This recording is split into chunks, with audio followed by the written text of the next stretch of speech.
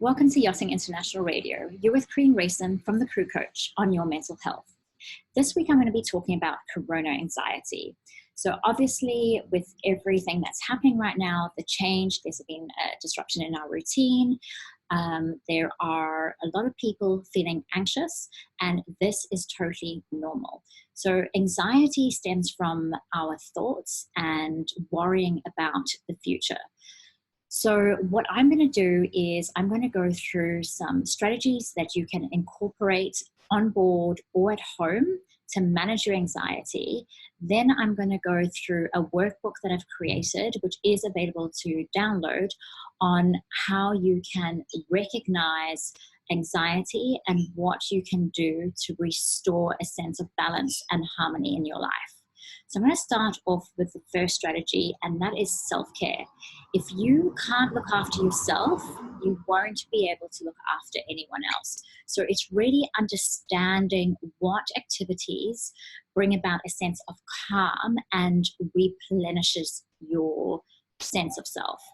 So it's really thinking about what activities bring a sense of calm and also re-energizes yourself.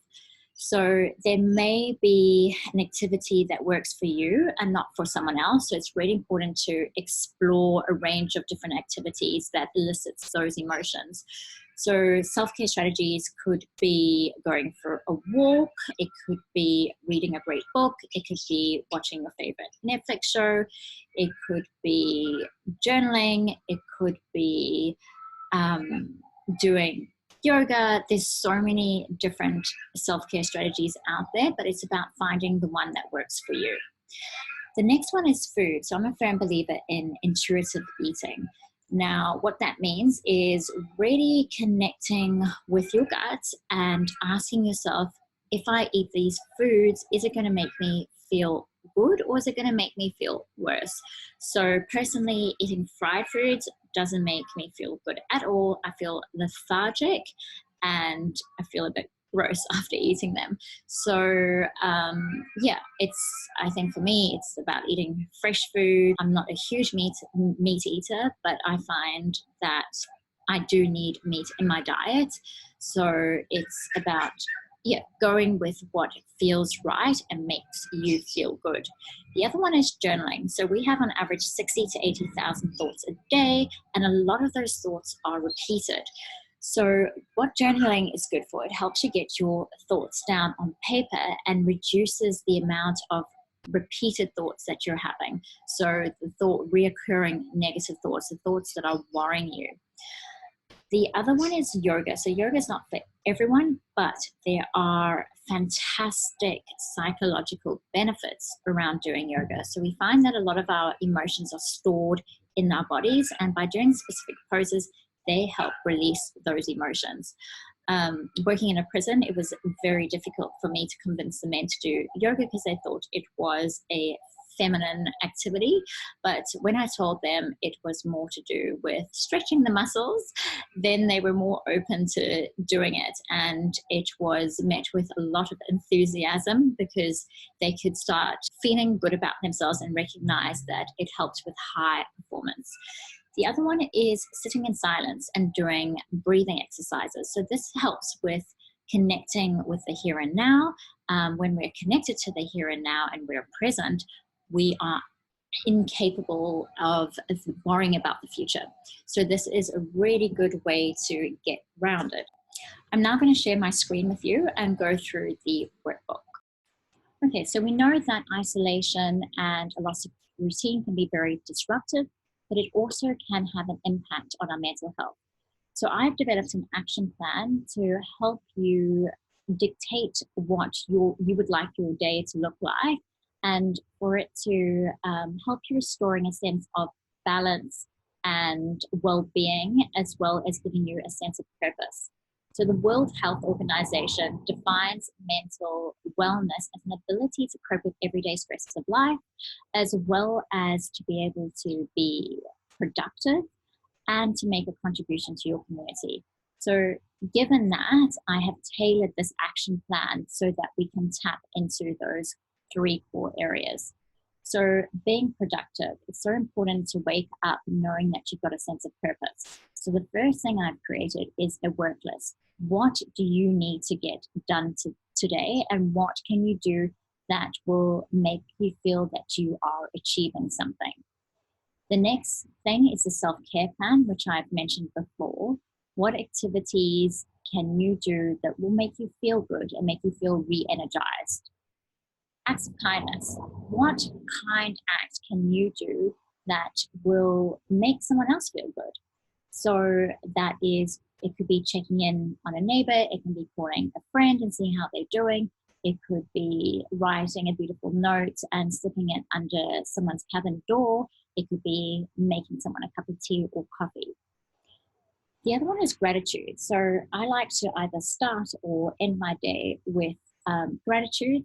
Gratitude helps us connect to the here and now, and also it helps us stop worrying about the future. So looking at the things that you do have rather than things that you don't have. And the last little block I have there is reflection. So what thoughts or feelings came up for you over the course of the day, and thinking about your intention for the following day. How would you like to feel tomorrow? The objective of the resource is to help you maintain a state of well-being as much as possible. And you can adapt it to suit your needs. This is a working document, so you just work with it as you please.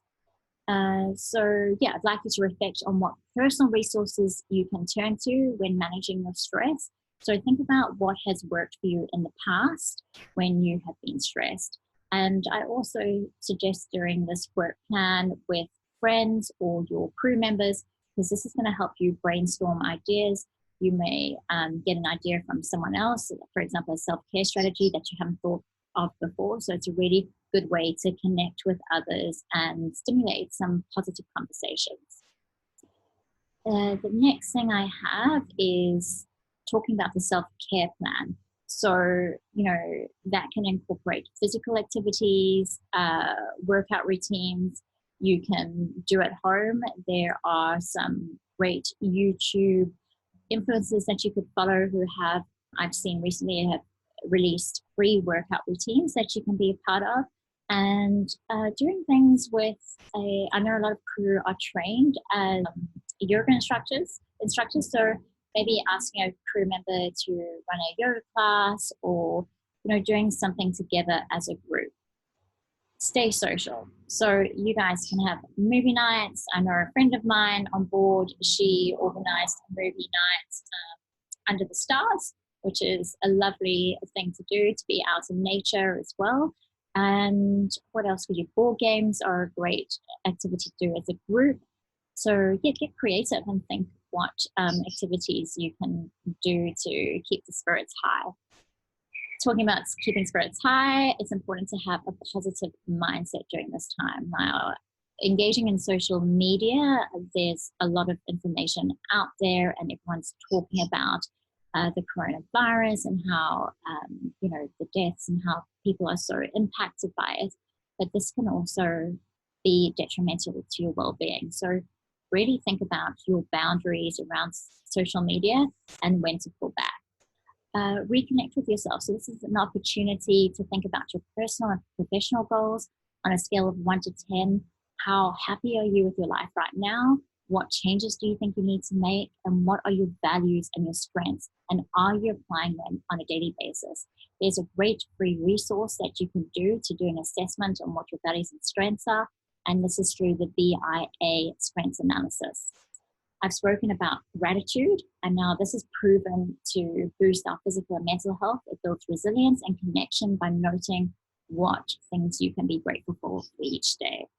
I also recommend downloading the Happy Crew app. Now, this is a great way to beat social isolation by connecting with fellow crew that have similar interests as you, and you can tap into different conversations about your passions and build some friendships online, and hopefully connect when this is all over. I'm also offering a 50% discount on my counseling services. So if you feel that you want to talk to someone or feel that you are impacted by social isolation, please don't hesitate to reach out. Thank you for joining me, Corinne Rayson from The Crew Coach, on your mental health. I will speak to you next week.